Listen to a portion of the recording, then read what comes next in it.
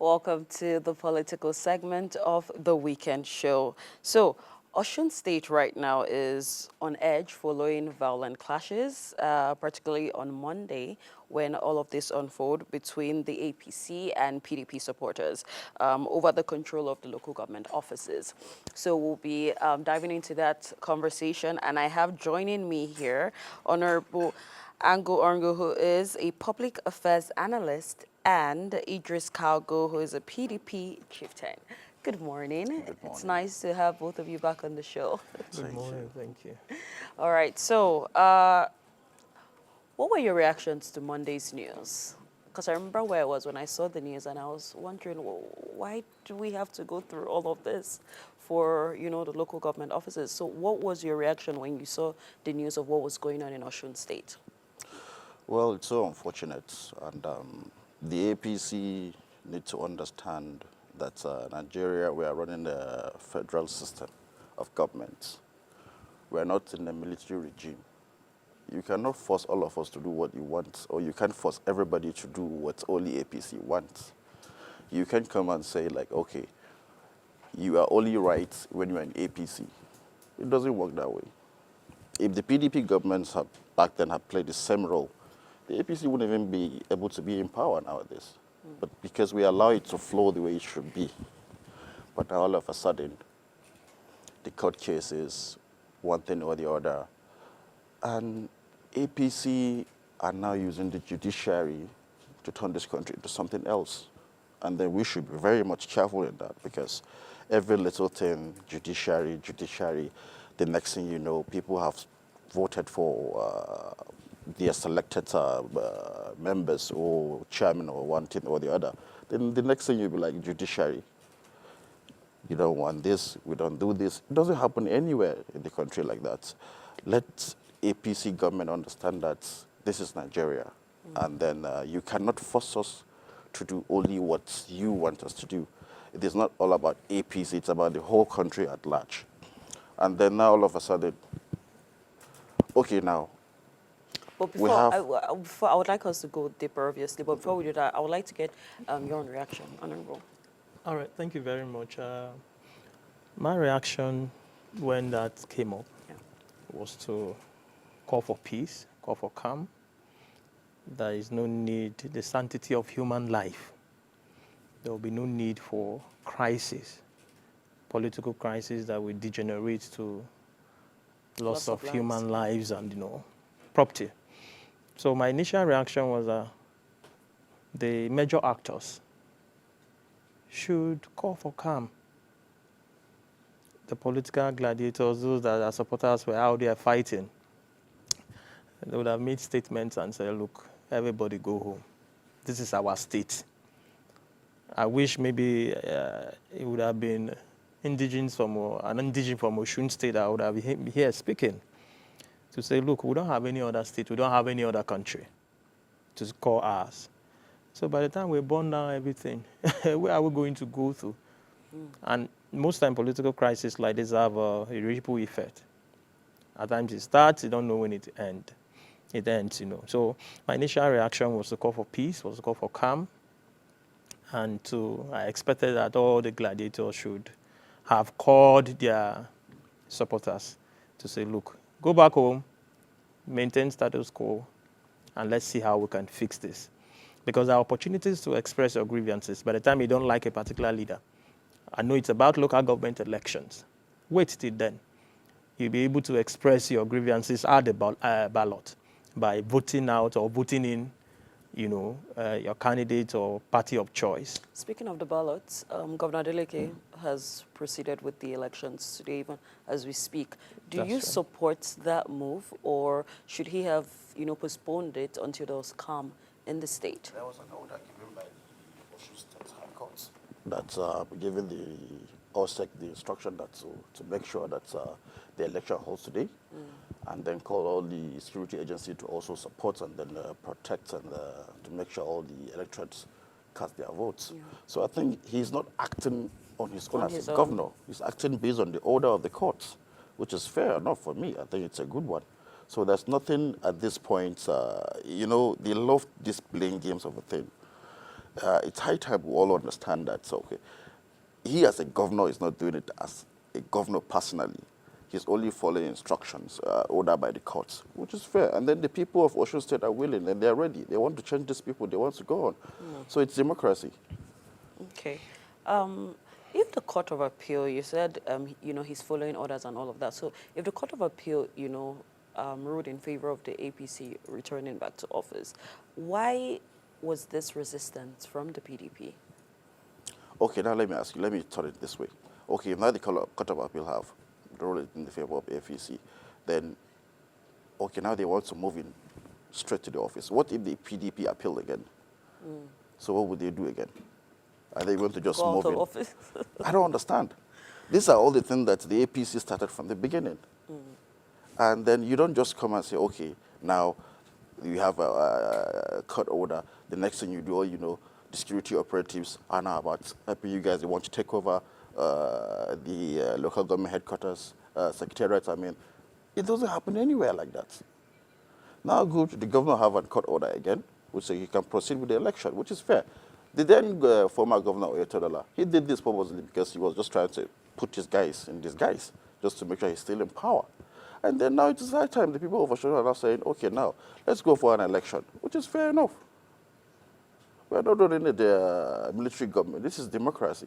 So allow them to exercise their power. He's not saying that, okay, now I want to select these people to be chairman, councillors. No, it's an election. Why are you afraid of election? Allow the people of Osun State to just decide. So that's my take on this whole issues. Honorable, do you agree with I agree. Cedric's take on that?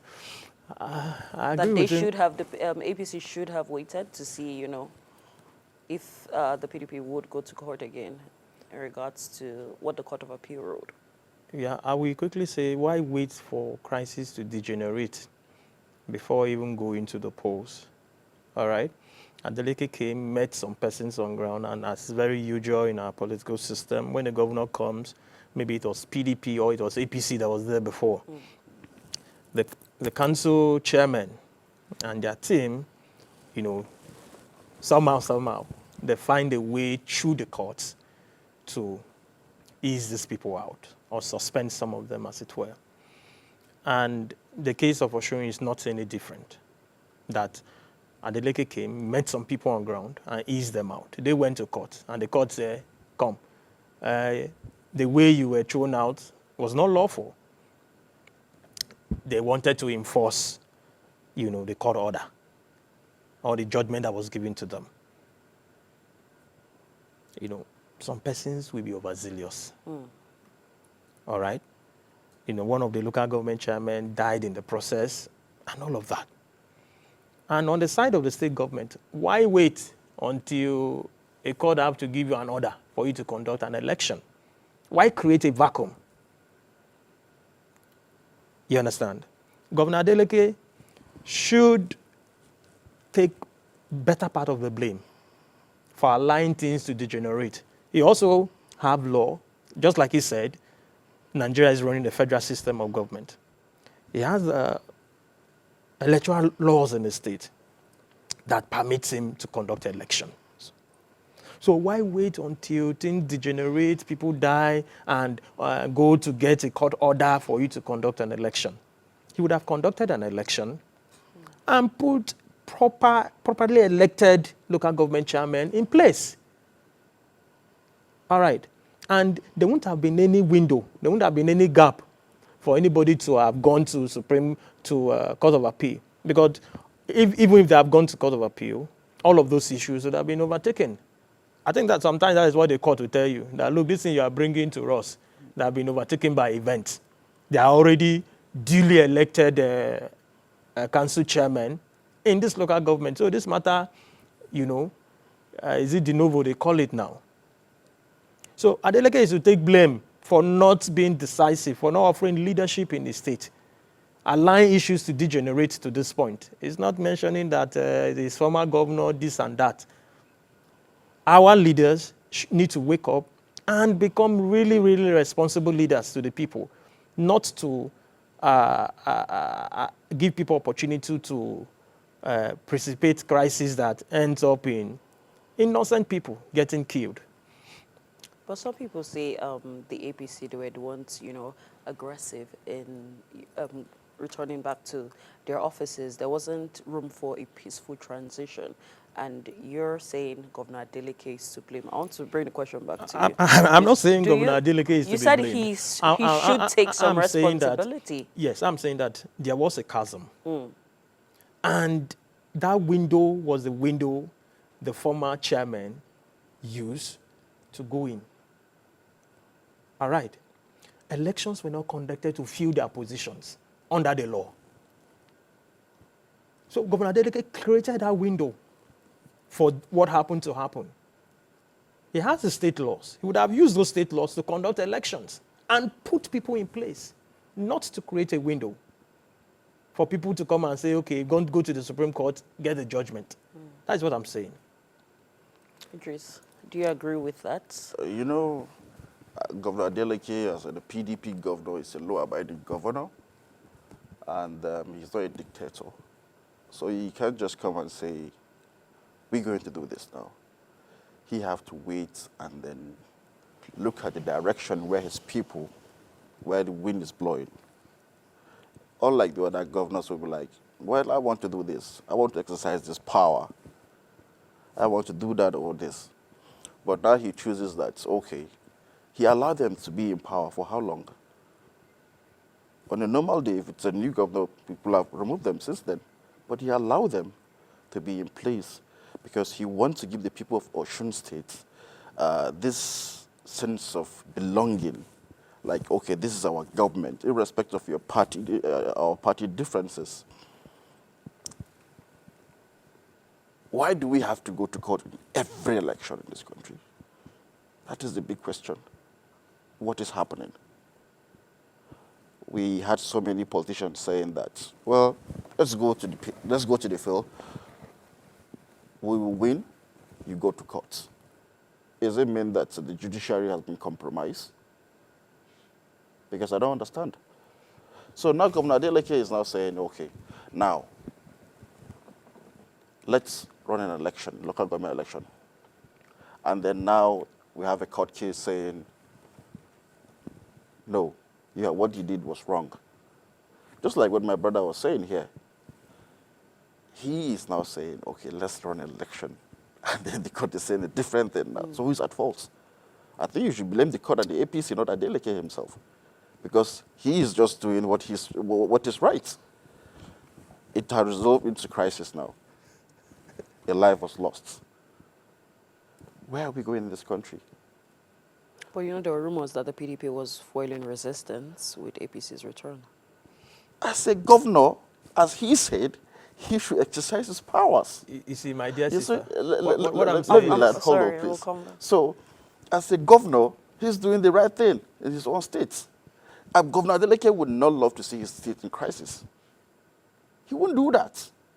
Now, all of a sudden, some of them are now using the president's name, using the federal might to get what they want at the state level. It doesn't happen that way. Okay, now we have the state high court says, OSEC now, proceed with the election. Now it's happening. So what do we do? Are we now going to say, okay, after this election, if we have new chairmen and new councillors, that we still have to go back to court again and say, okay, no, what you did was wrong, reverse it back. The old one should come back into power, or what? So he's only following the court order as well. So he's a law-abiding citizen. So for me, I think Governor Adeleke has no any fault in this.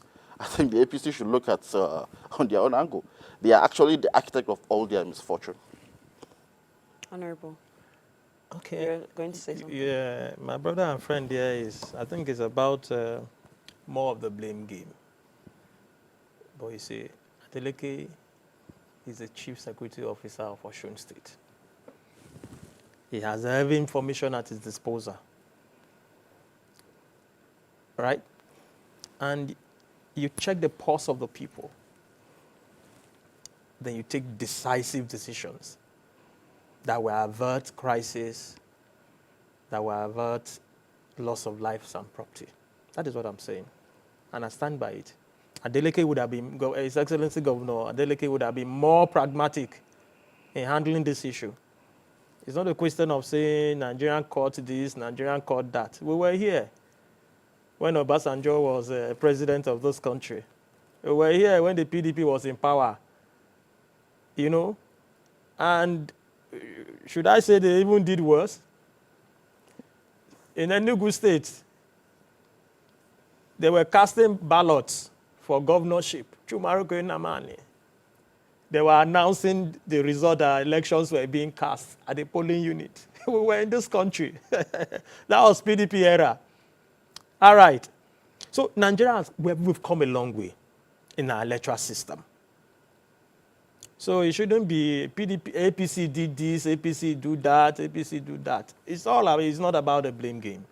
It's about me and you, as citizens of this country. How are we going to make our systems work better? How are we going to make our institutions work better? How are we going to offer our people better leadership? How will you as a leader be able to check the pulse of the people, avert crises that will result to loss of lives and property? That is what we should be talking about. So Governor Adeleke, the buck ends on his table when it comes to Osun State. I understood, okay, the commissioner of police, they say, okay, they don't take orders from him and all of that. But you also need, as a leader, there should be room for dialogue. There should be a place where you can, woo people to make sure that lives and property are being secured. And it's not just about Governor Adeleke alone. It's about all of our leaders, all of our governors.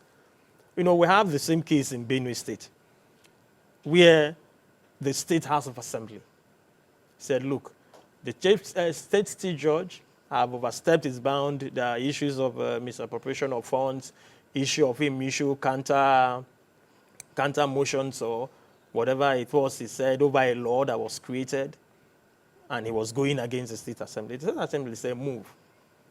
And the State Assembly said, look, we have a caveat within the law to call for the removal of a chief judge. And in this same 1999 constitution as amended, it's as if there's a duplication, where the Nigerian Judiciary Council is saying, no, the process which, you understand, a lot of ambiguities. So we need to see how we can help our system make our laws more effective, so that we don't find ourselves in different lacunas here and there that may result or precipitate into crisis. Just like what happened in Osun State. I believe the Benue State governor is handling his own better. All right. That is why maybe you have not heard a crisis coming out from Benue State following the State House of Assembly asking for the removal. Not that they removed him, they asked the governor to, replace him. So our leaders, our governors need to be pragmatic. We don't need to overheat the system, then begin to do name dropping or blame game. We need development. The president of Nigeria is doing so much already, to fix this country through the several reforms we are seeing. They are biting on Nigerians, no doubt. But we see that the system is being helped. The tax laws, the student loans that are given, the governors are getting more money because subsidies have been removed. We don't see any governor coming to Abuja cap in hand looking for a bailout to pay salaries, as it were. So some of these things are working. So at times, I am someone that is positive. We should talk about the positive things that even the APC government is doing well. Thank you. Idris, I saw you chuckle a bit, when you're still laughing. I want to know what's tickling you from what he said. I think the last time Nigerians have a dividend of democracy was 2015. That was when PDP were in government. We are not here to talk about any blame games of a thing, no. But the APC government are very much good in blame games. PDP 16 years, PDP 16 years, PDP that, PDP this. The same APC now clearly for like 10 years in power. What do they have to show?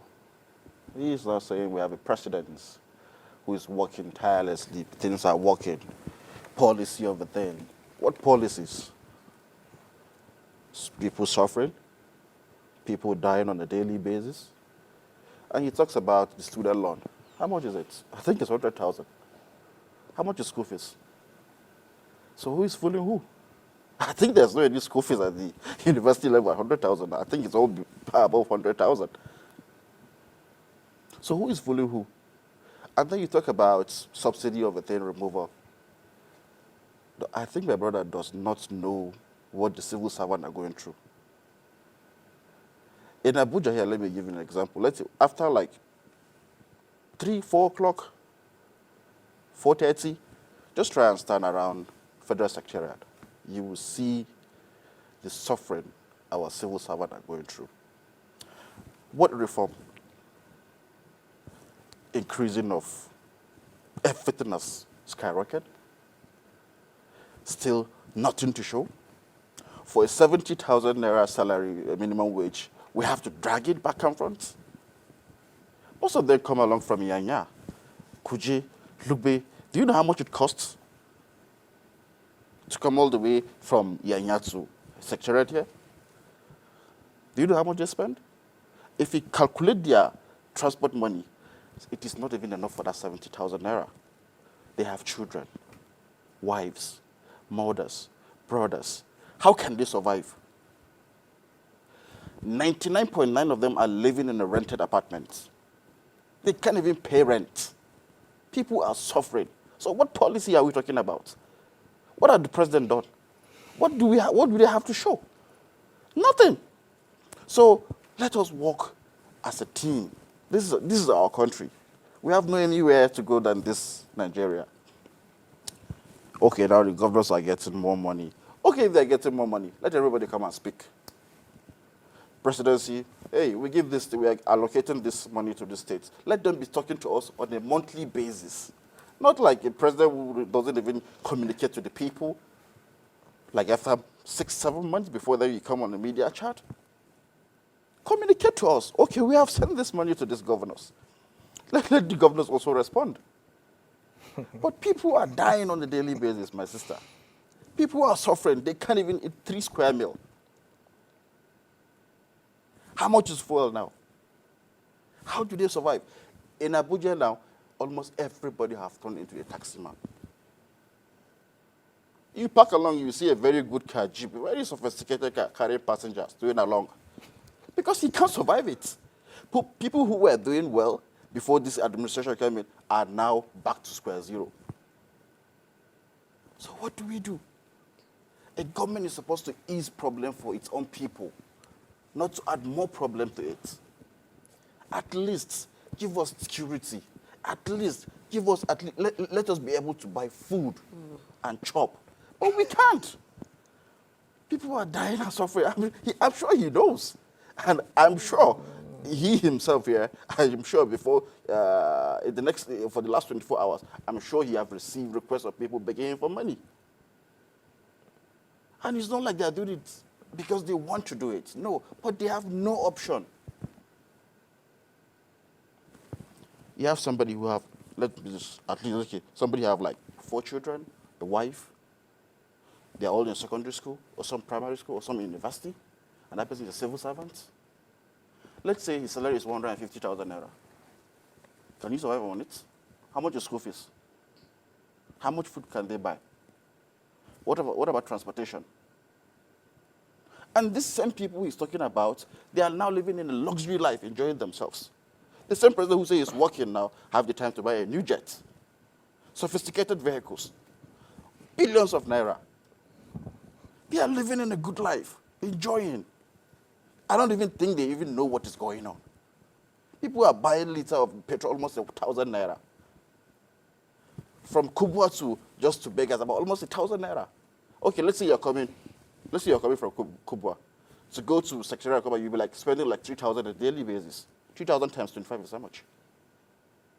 Are you not going to eat? Are you not going to buy food for your family? Are we going to all turn into beggars before they now say, okay, now we are suffering, okay, now we can do better? And then we have insecurity of a thing. What are they doing about it? People are dying in the north. Of recently, even in Kaseda, they said that they have mistakenly dropped a bomb again. Why are they doing all this mistake of a thing? Check on all these things. There are so many allegations coming on. What are we doing about it? Now we have the US aid, one of the Senate was saying like, okay, now they are accusing the US aid of funding even Boko Haram. What is our Senate doing about it? Call on the service chiefs, ask them questions. Let us know what is going on in this country. We are tired. All this, we're not on a blame game all day. No, no, no, no. But let us face it the way it is. We shouldn't be maneuvering side by side. Let us face it the way it should be. And he talks about, it was the PDP governor of Enugu. It is in this same country. I'm sure it's around in 2019. Cannot say what happened. The same APC government. I'm sure you're around in Kogi. Same APC government. Imo. I can mention so on and so forth. Even the president who was announced 3, 4 a.m. in the night. Is he right?